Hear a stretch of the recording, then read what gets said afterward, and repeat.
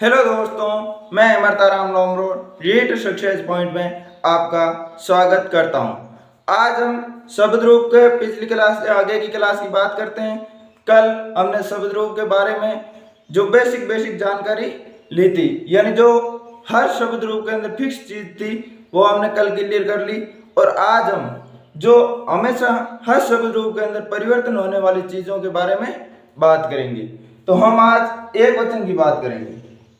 हम चार नियमों के आधार पर इन शब्द रूपों को समझेंगे। ये चार नियम अगर सही ढंग से आपने समझ दिए तो ये मान लीजिए कि हमने शब्द रूप का सर्जिकल स्ट्राइक कर दिया। सबसे ज्यादा कंफ्यूज करने वाली चीज एक वचन होती है। एक वचन हम सिर्फ चार नियम राम, लता, हरि और जगत के आधार पर समझेंगे। आइए दोस्तों, ज्यादा से ज्यादा इस वीडियो से जुड़ जाइए आप। हम बात करते हैं चार नियमों। चार नियमों के अंदर पहला नियम हमारा होगा राम होगा। कल हमने जो फिक्स चीजें थी हर शब्द रूप के अंदर जो समान रहने वाली चीजें थी उसके बारे में बात की, और अब हम परिवर्तन होने वाली चीजों के बारे में बात करेंगे। तो देखिए, हमारा पहला नियम है अकारांत पुल्लिंग, अकारांत नपुंसकलिंग। क्या? अकारांत पुल्लिंग, अकारांत नपुंसकलिंग। अब हम यहाँ बात करते हैं अकारांत पुल्लिंग और अकारांत नपुंसकलिंग जितने भी शब्द हैं वो किसके अनुसार चलेंगे? वो राम के अनुसार चलेंगे। ये सभी राम के अनुसार चलेंगे। चाहे अकारांत पुल्लिंग का राम हो, चाहे श्याम हो, कोई भी शब्द हो वो राम के अनुसार चलेगा। और अकारांत नपुंसकलिंग का कोई भी शब्द हो वो राम के अनुसार ही चलेगा। तो इसलिए हम राम शब्द को देखते हैं।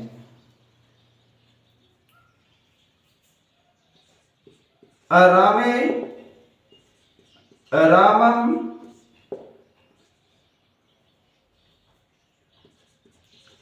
रामेण, रामाय, रामात्, रामस्य, रामे। हम यहां सिर्फ एक वचन की बात करते हैं, द्विवचन और बहुवचन के बात नहीं करते हैं। द्विवचन बहुवचन के अंदर जो फिक्स चीजें थी वो हमने पिछली क्लास के अंदर देख ली, और प्रथमा द्वितीय के अंदर द्विवचन और बहुवचन के अंदर जो परिवर्तन होता है वो हम बाद में देखेंगे। पहले हम एक वचन क्लियर करते हैं, और सबसे ज्यादा काम आने वाली चीज भी यही है, एक वचन ही। रामे, रामम, रामेण, रामाय, रामात्, रामस्य, रामे। अब हम देखते हैं अकारांत नपुंसकलिंग एक शब्द लेते हैं। क्या लेते हैं? फल लेते हैं। फल क्या है? अकारांत नपुंसकलिंग का शब्द है। ये फल है, राम के अनुसार ही चलेगा। कैसे चलेगा? देखो, यह फल का एक वचन लिखते हैं। एक वचन फलम, फलम, फलेन, फलात्, फलाय और फलात्, फलस्य,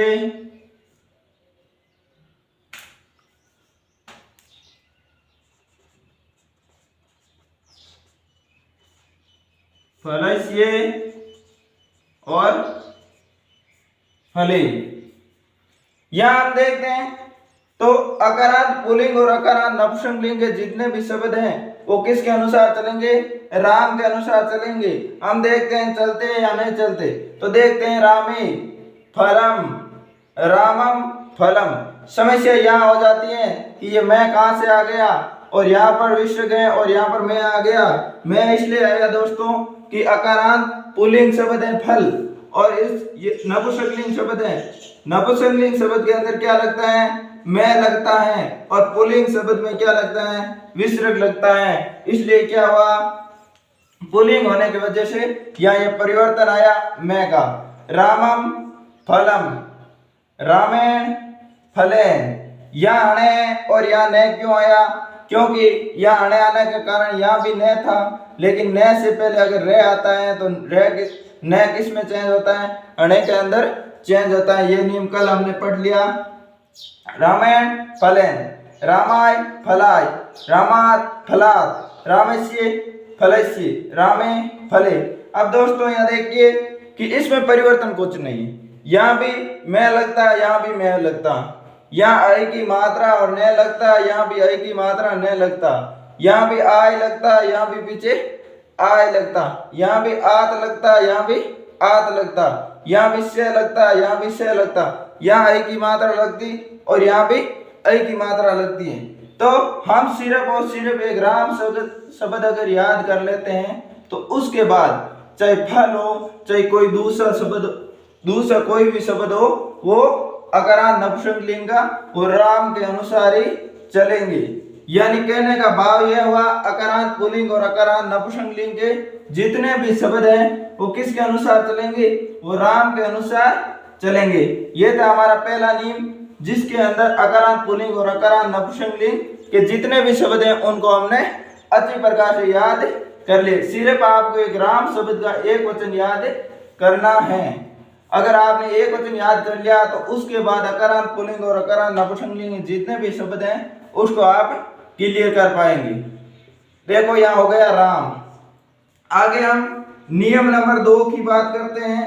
नियम नंबर 2 की बात करते हैं तो एक तो होगा अकारांत, एक होगा इकारांत, एक होगा इकारांत और उकारांत, उकारांत और ये होंगे स्त्रीलिंग के। किसके होंगे? स्त्रीलिंग के। आगे हम बात करते हैं, एक होगा अकारांत पुल्लिंग। क्या होगा? अकारांत पुल्लिंग। नियम नंबर 2 के अंदर यह है हमारा अकारांत, इकारांत, इकारांत, उकारांत, उकारांत, स्त्रीलिंग, आकारांत पुल्लिंग। ये सारे के सारे जितने भी शब्द रूप हैं वो सेम चलेंगे। यानी आकारांत स्त्रीलिंग का कोई भी शब्द हो, इकारांत स्त्रीलिंग का कोई भी शब्द हो, इकारांत स्त्रीलिंग का कोई भी शब्द हो और उकारांत स्त्रीलिंग का कोई भी शब्द हो और आकारांत पुल्लिंग का कोई भी शब्द हो, वो किसके अनुसार चलेगा? वो लता के अनुसार चलेगा। तो हमें यहाँ याद क्या करना है? सिर्फ लता का एक वचन याद करना है। उसके बाद ये सारी की सारी चीजें हम आसानी से कर पाएंगे। तो हम देखते हैं यहाँ कौन कौन से शब्द अंगद। देखो रमा, रमा किसका है? आकारांत स्त्रीलिंग का है। मति किसका है? इकारांत स्त्रीलिंग का है। नदी किसका है? इकारांत स्त्रीलिंग का है। और वधु किसका है? उकारांत स्त्रीलिंग का है। और धेनु किसका है? उकारांत स्त्रीलिंग का है। और ये सारे के सारे शब्द। और लता किसका है? आकारांत पुल्लिंग का शब्द है। ये सारे शब्द लता के अनुसार चलेंगे। अब यहाँ देखो, सिर्फ एक लता का याद करेंगे, रमा भी होगी, मति, नदी और धेनु और वधु, सारे के सारे हम आसानी से कंप्लीट करें। ये भी कंप्लीट नहीं, इसके अलावा कोई भी इकारांत, उकारांत स्त्रीलिंग और आकारांत स्त्रीलिंग के शब्द आ जाएंगे तो हम सिर्फ और सिर्फ लता के आधार पर उसे सही कर देंगे। तो ये हमें याद क्या करना पड़ेगा? सिर्फ और सिर्फ लता करना पड़ेगा। और अगर हम ये नियम से नहीं करेंगे तो ये सारे के सारे रटने ही पड़ेंगे और इसका कोई उपाय नहीं है। तो आप दोस्तों इस नियमों को अच्छी प्रकार से समझ लीजिए और उसके बाद आप देखिए किताब के अंदर आपके क्वेश्चन मिलेंगे, आपके सही होते हैं या नहीं होते हैं। बिल्कुल सही होंगे, 100% आपके क्वेश्चन सही होंगे। तो हम यहाँ बात करते हैं लता की। तो हम लता के रूप लिखेंगे, उनको याद करेंगे।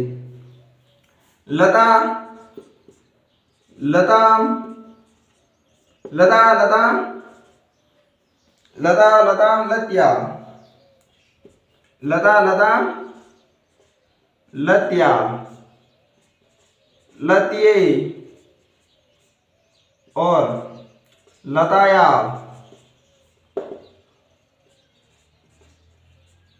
लताया,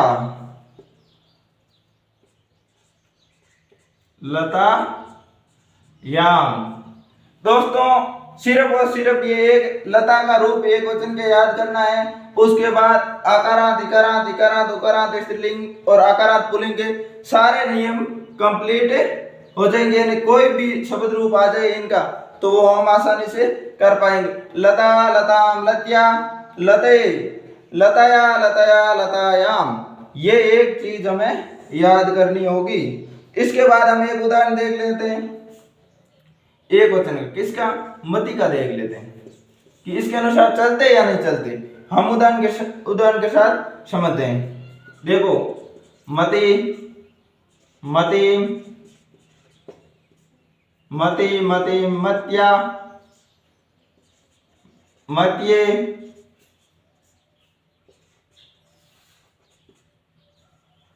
मत्या, मत्या और मत्या, मते मते, मत्या, मत्ये, मत्या, मत्या, मत्या। तो इसमें हम देखते हैं, देखो लता मति, लताम मतिन, लत्या मत्या, लत्ये मत्ये, लताया मत्या, लताया मत्या, लताया मत्या। अब आपको यहाँ कुछ परिवर्तन दिख रहे हैं? बिल्कुल कुछ परिवर्तन नहीं, सेम रूप चल रहे हैं। इसलिए हम कह रहे हैं अगर लता का याद कर लिया आपने तो आकारांत, इकारांत, इकारांत, उकारांत, उकारांत, स्त्रीलिंग, आकारांत, पुल्लिंग का कोई भी शब्द आ जाए आप आसानी से इसको आधार पर कर सकते हैं। आगे हम एक और उदाहरण देख लेते हैं, एक और उदाहरण देख लेते हैं इनका, रमा, जिसमें देखो रमा, रमाम, रम्या, रम्ये,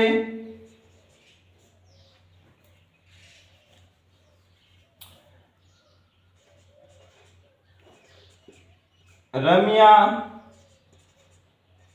रम्ये, रमाया,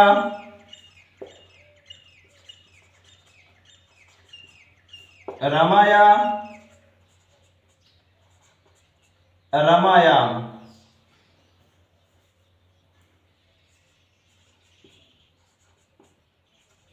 रमायाम, यहां देखते लता रमा, लतायाम रमायाम, लत्या रम्या, लत्ये रम्ये, लत्या, लताया रमाया, लताया रमाया, लताया रमाया। तो इसमें दोस्तों कोई परिवर्तन नहीं, सिर्फ और सिर्फ एक लता का याद करेंगे तो ये सारे शब्द रूप हम आसानी से कर पाएंगे। आगे के नियम की हम नियम नंबर 3 की बात करते हैं दोस्तों। आप इन नियमों को अच्छी प्रकार से समझ लीजिए और उसके बाद देखिए कि आपके शब्द रूप बिल्कुल क्लियर हो जाएंगे। ये लता 2 नंबर का है।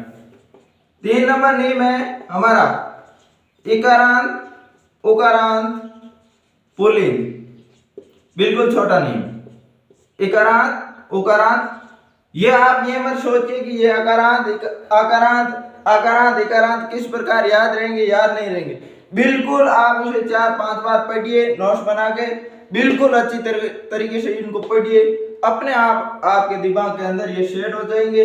उसके बाद आपको कोई चीज करने की जरूरत नहीं है, आपके शब्द रूप आसानी से सही हो जाएंगे। इसके अलावा दोस्तों इन शब्द रूपों की कोई ट्रिक नहीं है, हम सूत्र और सिद्धांतों के आधार पर पढ़ेंगे तो बिल्कुल पता नहीं चलेंगे। अगर हम शुभ प्रत्ययों के आधार पर पढ़ते तो यहाँ बिल्कुल पता नहीं चलता। तो यहाँ देखिए इकारांत, उकारांत, पुल्लिंग। इसके अंदर हम बात करते हैं दोस्तों इकारांत, उकारांत, पुल्लिंग की।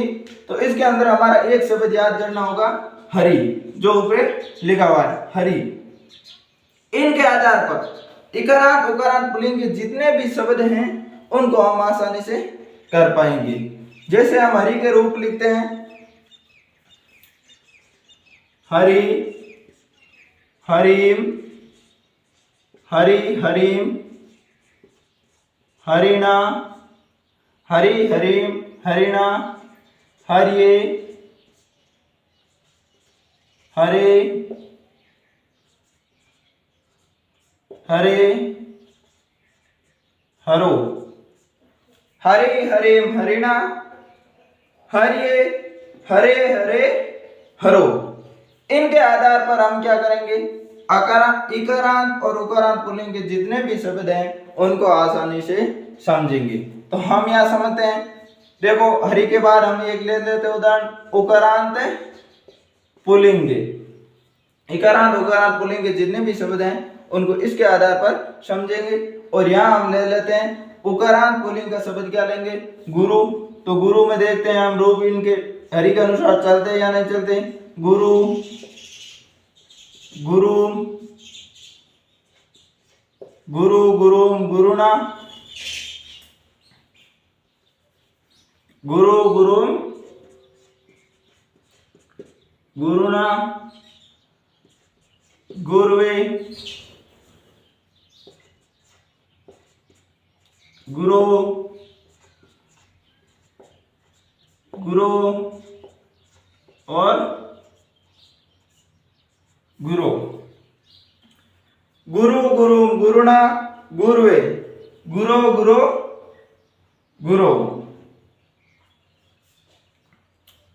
तो हम दोस्तों यह बात करते हैं गुरु, गुरु।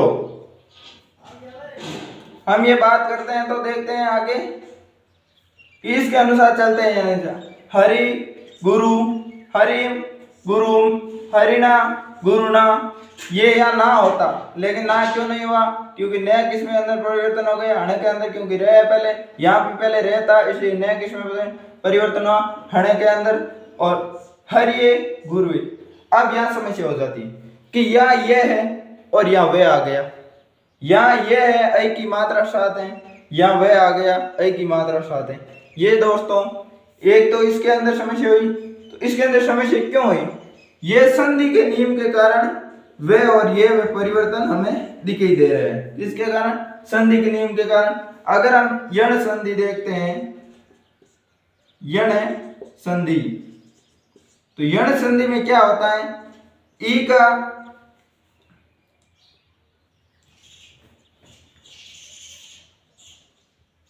क्या होता है, यह हो जाता है, और ऊ का क्या हो जाता है, वह हो जाता है।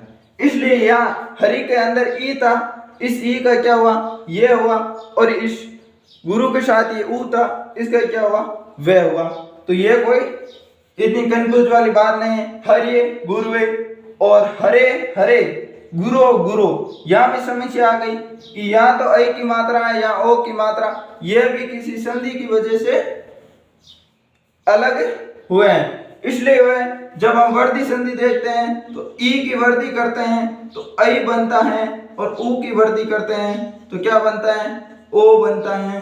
तो इसलिए यहाँ क्या हुआ, इसके अंदर परिवर्तन हमें दिखाई दे रहा है। यहाँ तो ऐ की मात्रा, और यहाँ भी ऐ की मात्रा विसर्ग, यहाँ ओ की मात्रा विसर्ग, ओ की मात्रा विसर्ग, लेकिन ये संधि की वजह से इसके अंदर थोड़ा परिवर्तन हुआ। लेकिन इनके रूप हरि के अनुसार ही गुरु के रूप पे चलते हैं। आगे हम बात करते हैं, देखो हरो और गुरु।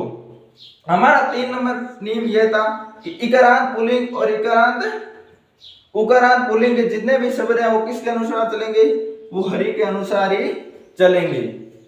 हमारा 3 नियम नंबर कंप्लीट हो गया। इसके बाद हम नियम नंबर 4 की बात करेंगे। किसकी बात करेंगे, नियम नंबर 4 की बात करेंगे।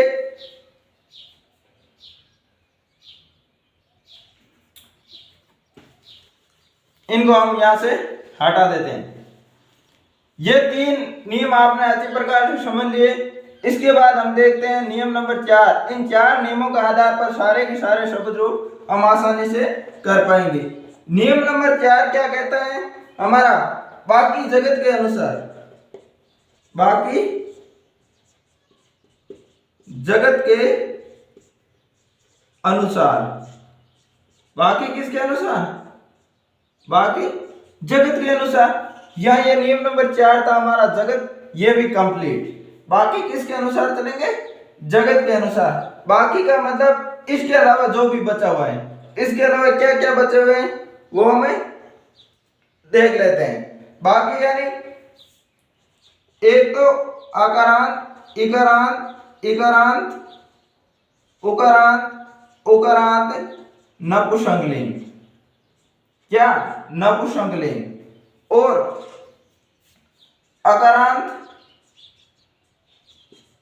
स्त्रीलिंग, और क्या बचा, और पुल्लिंग के अंदर तो बचा नहीं, अकारांत पुल्लिंग आ गया, आकारांत पुल्लिंग आ गया, इकारांत उकारांत पुल्लिंग आ गया, पुल्लिंग के अंदर कुछ बचा नहीं।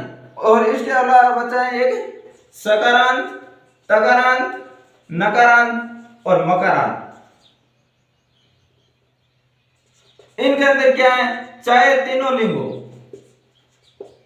तीनों लिंग ये किसके अनुसार चलेंगे, जगत के अनुसार।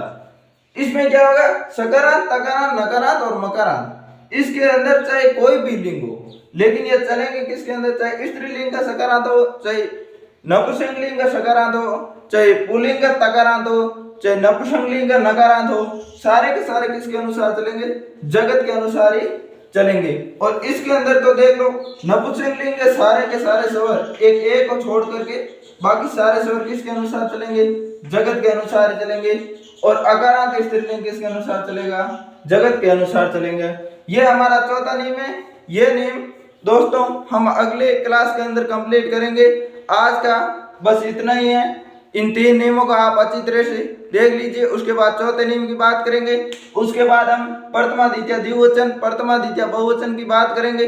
उनके भी 4 नियम है। इस 8 नियमों के आधार पर शब्द रूप को बिल्कुल अच्छे प्रकार से हम समझ लेंगे। सिर्फ और सिर्फ 3 वीडियो के अंदर। आप इस चैनल को सब्सक्राइब करें, लाइक करें और ज्यादा से ज्यादा इसे शेयर करें ताकि और ज्यादा लोगों के पास ये पहुंचे। और नोटिफिकेशन की घंटी दबा दीजिए जिससे आपको मेरे वीडियो की हर अधिसूचना आपके पास प्राप्त हो। धन्यवाद दोस्तों।